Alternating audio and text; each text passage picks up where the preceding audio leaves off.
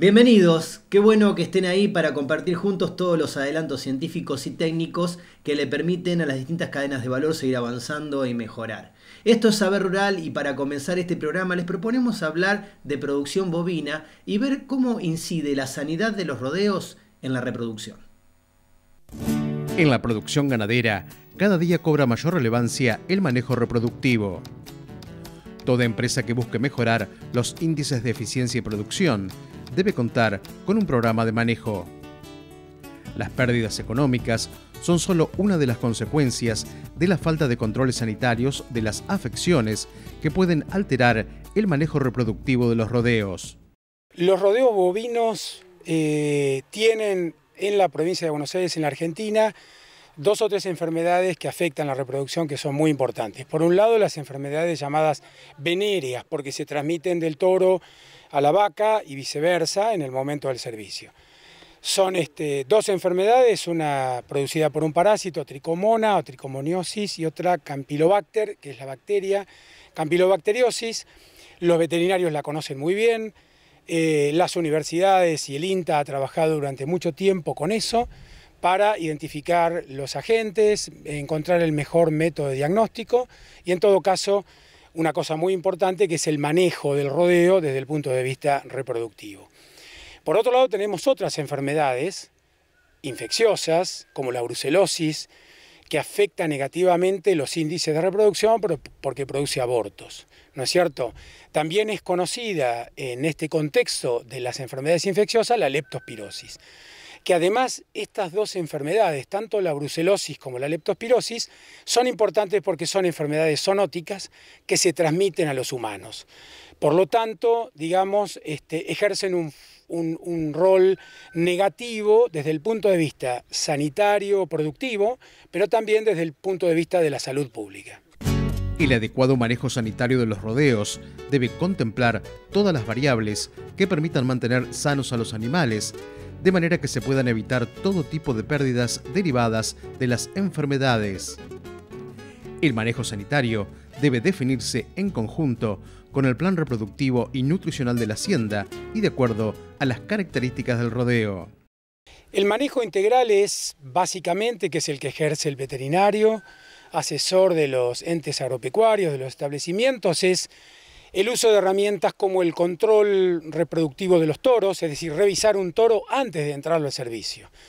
También es muy utilizado y es un beneficio revisar el plantel de hembras con que se cuenta para enfrentar el servicio, que normalmente dura 3 meses.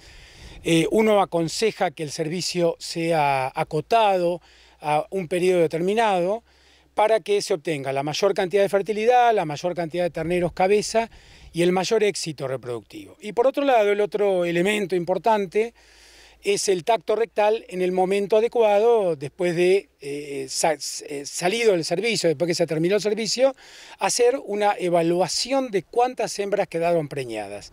A partir de ahí se establecen otros parámetros, es decir, uno puede encontrar en un rodeo muchas vacas vacías.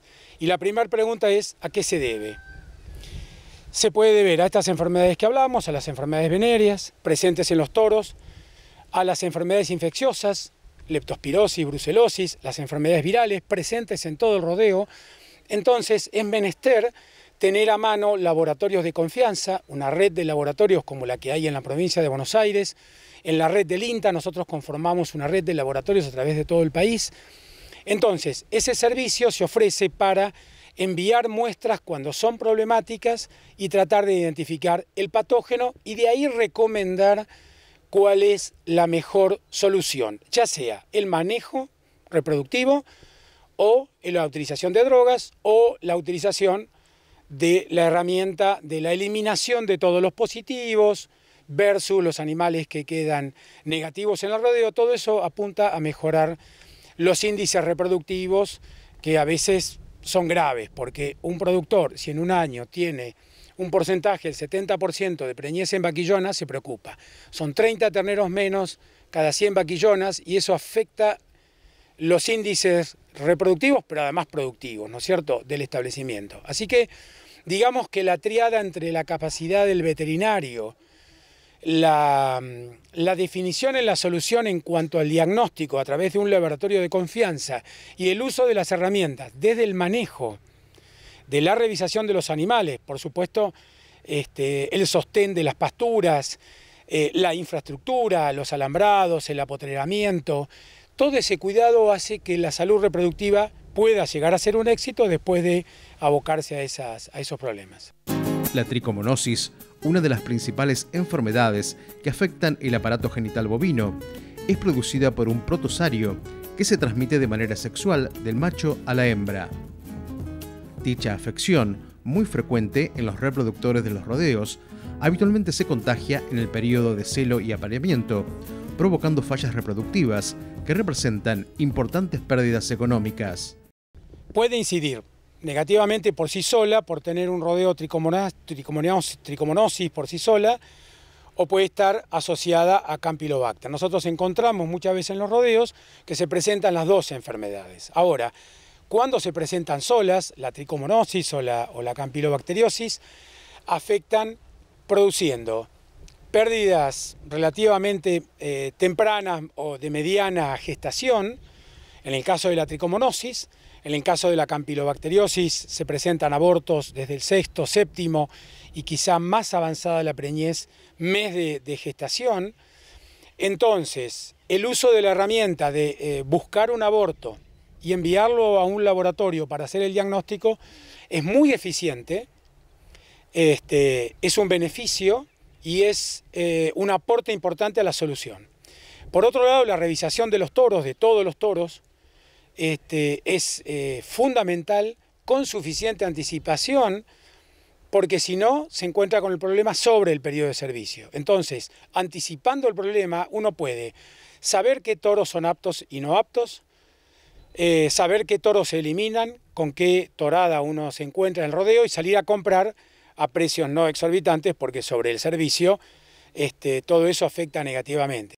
Las enfermedades constituyen una de las principales barreras para la producción bovina y sus subproductos.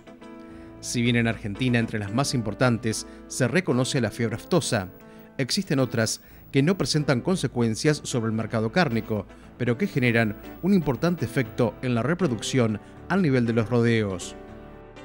La expresión de fallas reproductivas es reflejo del estado de salud de los animales, cuyas causas pueden ser multifactoriales y anticipadas con herramientas de diagnóstico veterinario. El uso de las herramientas de diagnóstico, que son conocidas, tenemos laboratorios muy buenos en el área de la veterinaria. Tenemos entidades de diagnóstico y servicios de salud animal. En el caso del INTA de Balcarce, el grupo de sanidad, contamos con un servicio de diagnóstico que va al campo todas las semanas, durante todo el año. Y con la capacitación de los veterinarios, yo creo que se forma un grupo de profesionales y de gente que piensa en función de mejorar la producción con las herramientas que tenemos o buscando las mejores herramientas. A veces hay que hacerse a mano de herramientas que pasan solamente por el manejo reproductivo y no es necesario poner dinero, sino hacer entender al productor que es importante hacer un tacto, identificar los vientres vacíos. Cuando se identifica un vientre vacío, uno se queda también con la duda si son los únicos vientres vacíos o si en el próximo trimestre van a aparecer otros. Entonces la recomendación nuestra es decir, si en marzo se hace el tacto y se encuentra un cierto porcentaje de animales vacíos, podría más adelante también tener otros problemas reproductivos. Entonces el consejo nuestro es volver sobre el rodeo para identificar cuál es la causa, cuáles son los animales que no sirven en el contexto productivo, eliminarlos y de esa manera bajar la prevalencia de las enfermedades de la reproducción que afectan los índices productivos, ¿no es cierto?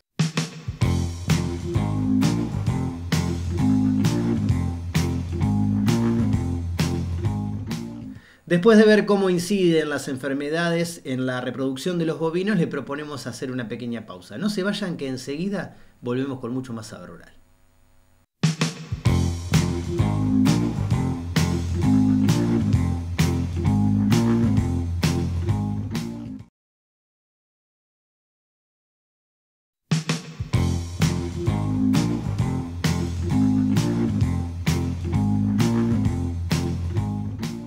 En el negocio agrícola, ¿conviene tener maquinarias propias o contratarlas? Es una pregunta que muchos productores se hacen y nosotros abordamos en el siguiente informe. La participación del contratista rural es cada día más importante y estratégica. En algunos servicios, como fumigación y cosecha, su participación alcanza porcentuales que superan en algunas zonas el 85%. Con el proceso de agriculturización, se ha registrado una resignificación de los espacios productivos y una evolución del rol de los contratistas rurales. Bueno, uno ve en épocas de cosecha, en las rotondas de cada ciudad, de cada pueblo, realmente cómo han avanzado en la tecnificación, ¿no? Uno conoce colegas, productores, en donde ven que cuando bajan los que prestan estos tipos de servicios, tanto sea de cosecha, sobre todo cosecha, ven que año a año cómo adoptan nuevas tecnologías para ellos, para prestar ese servicio y ser competitivos a la hora de, por ejemplo, de cosechar. Al plantear el negocio agropecuario y evaluar la compra de maquinarias o la contratación de los servicios de laboreo, se debe considerar la realidad económica de la empresa y los costos de producción. La falta de cálculos que contemplen periodos plurianuales precisos y el desconocimiento de los listados de los costos operativos puede poner en riesgo económico a la empresa. Esto va en marco de una planificación plurianual. Uno como asesor o como productor o como profesional se hace diferentes preguntas en la planificación.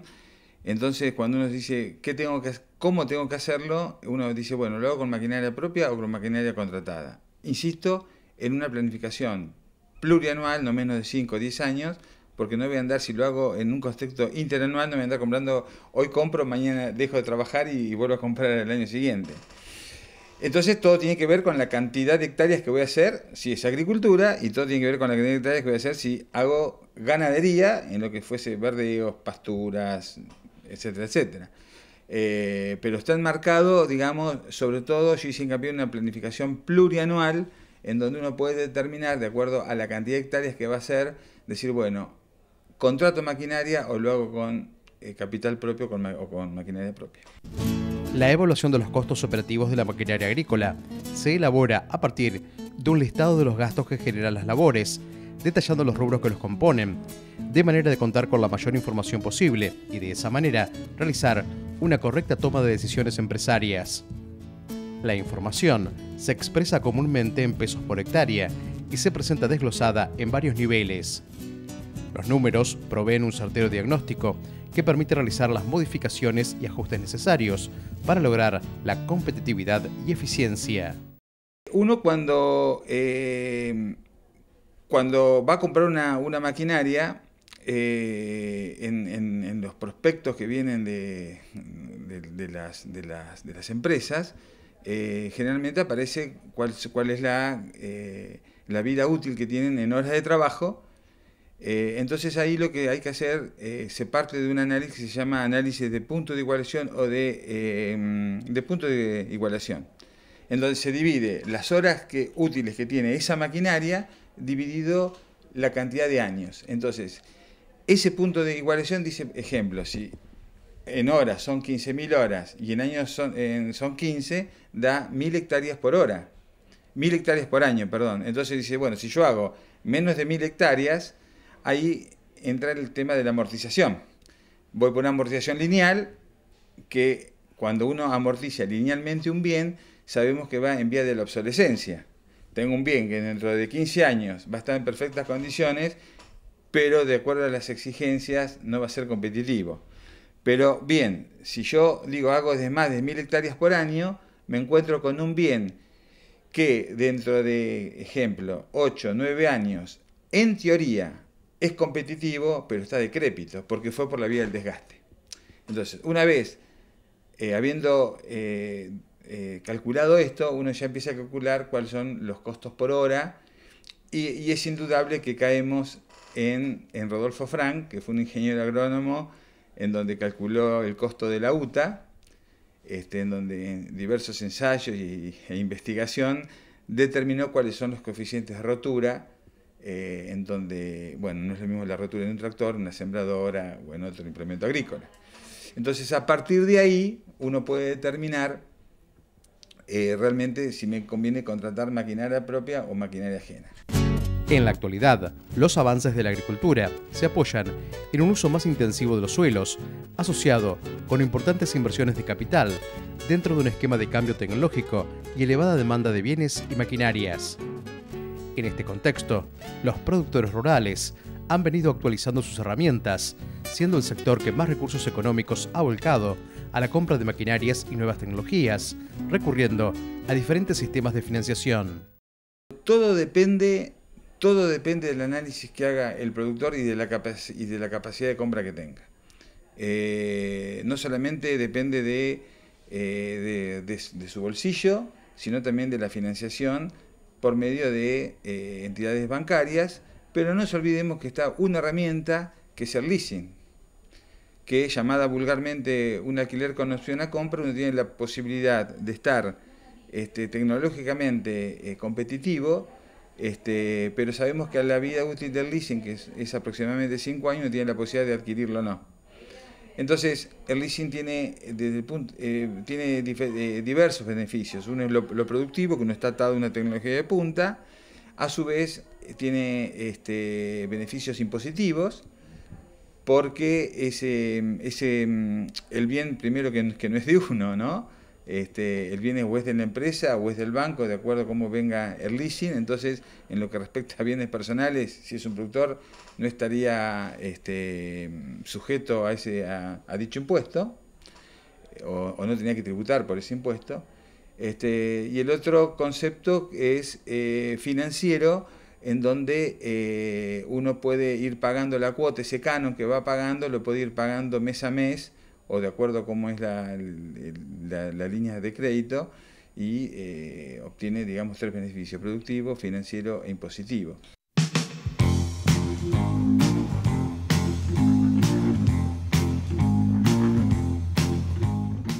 Hacemos una pausa y enseguida volvemos con más Saber Rural.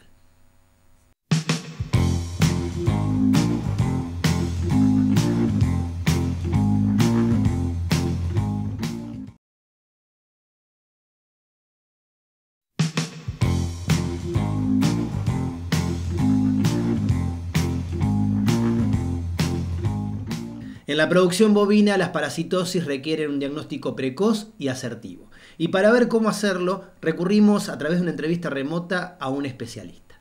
Entramos en tema y vamos a la nota. Detectar las enfermedades con incidencia económica en los sistemas de producción de una región es un aspecto fundamental para el sector ganadero, dado que son capaces de comprometer seriamente la producción de novillitos y vaquillonas. Las parasitosis requieren un diagnóstico precoz y asertivo. La presencia de parásitos internos y externos es uno de los principales limitantes de los sistemas productivos de Argentina. El término parásito abarca parásitos externos e internos. Por supuesto que todos son una gran amenaza para la ganadería. De hecho, la garrapata, por ejemplo, en el norte, las pérdidas que produce son cuantiosas. Lo mismo la sarna en nuestra zona y los parásitos gastrointestinales con los que nosotros venimos trabajando hace más de 40 años, son una de las limitantes productivas más importantes. En el caso de las lombrices, que es la que nosotros, insisto, trabajamos, ponen en riesgo ganancias de peso, y dependiendo del curso de la enfermedad, va desde la muerte de los animales hasta la pérdida productiva. O sea, ahí hay un amplio abanico de posibilidades de pérdida, pero siempre generando pérdida, y sobre todo en las categorías de animales jóvenes, especialmente en las categorías requeridas. César, ¿cómo es la fisiología de los animales al momento del destete y qué relación tiene esto con las parasitosis? Total, digamos, relación total. O sea, vos tenés un animal que nace y durante los 2 o 3 primeros meses es lactante, actúa como monogástrico. Después del tercer mes se empieza a invertir la proporción y termina cerca del destete, alrededor de los 5 o 6 meses de edad, termina siendo herbívoro puro, o sea, poligástrico, utiliza el rumen y todo lo que ya sabemos de de la enfermedad parasitaria, digamos.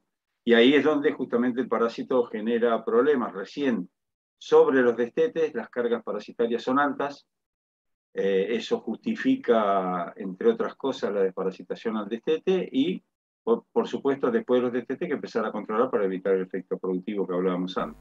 Cuando hablamos de este problema es importante reconocer que estamos frente a sistemas y en tal sentido, ¿dónde se alojan los parásitos fuera y dentro de los animales? La estimación es que el 95% de la carga parasitaria está fuera del animal, está en el campo, o sea, o en la bosta o en el pasto.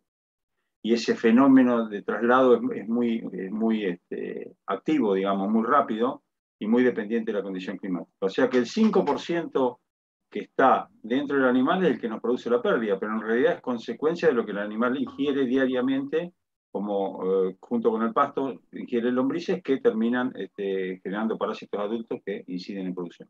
César, ¿son resistentes en la actualidad los parásitos en las diferentes categorías animales? En realidad son resistentes en todas las categorías, porque lo que uno genera es, a través de la selección, con los tratamientos antiparasitarios, va seleccionando individuos o parásitos resistentes, lentamente. En la medida que aumentamos la presión de tratamientos, generamos más rápidamente esa resistencia, pero queda en el campo. Parásito resistente es el 95 ese que hablábamos antes, o sea que pasa de un ciclo productivo a otro y afecta a todas las categorías en mayor o menor medida. Por supuesto que las vacas, los animales adultos tienen menos problemas parasitarios, pero la cepa resistente está en el campo, se instala y tiene muy escasa posibilidad de revertir el proceso. Hay algún trabajo que hicimos no hace tanto tiempo en ese sentido, pero se asume que el campo que tiene problemas de resistencia lo va a seguir teniendo a través del tiempo, aunque dejase de desparasitar. Entonces, ¿qué debe contemplar un control parasitario sustentable, César? Arranca con los destetes, por supuesto, y habría que pensar en desparasitar los destetes con drogas que no tienen resistencia. En nuestro país hay 2 drogas que no tienen resistencia, que son el levamisol y el monepantel. Por lo tanto, nuestra recomendación es que se desparasite los destetes con una de esas drogas, si es que no se sabe, si no se ha hecho previamente el test de reducción de conteo de huevo para determinar resistencia o no. O sea, los campos que no tienen detectado resistencia y aún los que tienen, la recomendación es la que acabo de decir. Y a partir de ahí, la sustentabilidad del sistema depende de que se desparasite cuando es necesario. O sea, tachamos para siempre los tratamientos mensuales, los tratamientos oportunistas, todo aquello que hacíamos antes lo tenemos que tachar porque la situación de resistencia es muy grave. 93% de los campos en un estudio que se hizo hace 5 o 6 años, 93% de los campos daban problemas de resistencia, algún tipo de problema de resistencia. Entonces, hay que atacar el problema desparasitando al destete con lo que funciona y después de eso lo que hay que hacer es lo que nosotros llamamos el monitoreo de tropas.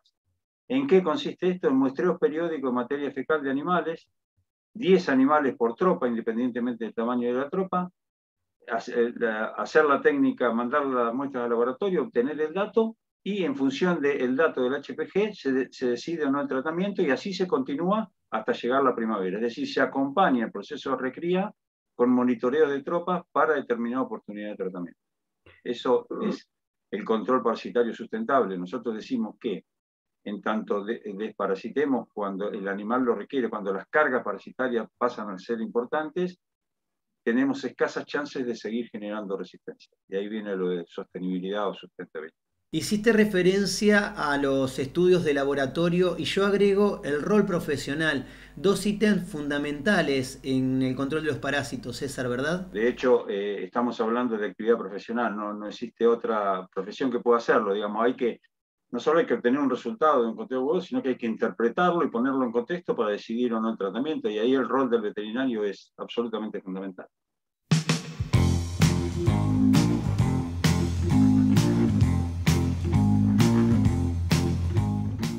Este y otros temas vinculados a la producción animal serán parte de la agenda preparada para las Jornadas Internacionales de Veterinaria que realizará el Colegio de Veterinarios de la Provincia de Buenos Aires en la ciudad de Mar del Plata en el mes de agosto. Si quieren profundizar sobre los contenidos a abordar en las mismas, pueden ingresar al sitio profesional.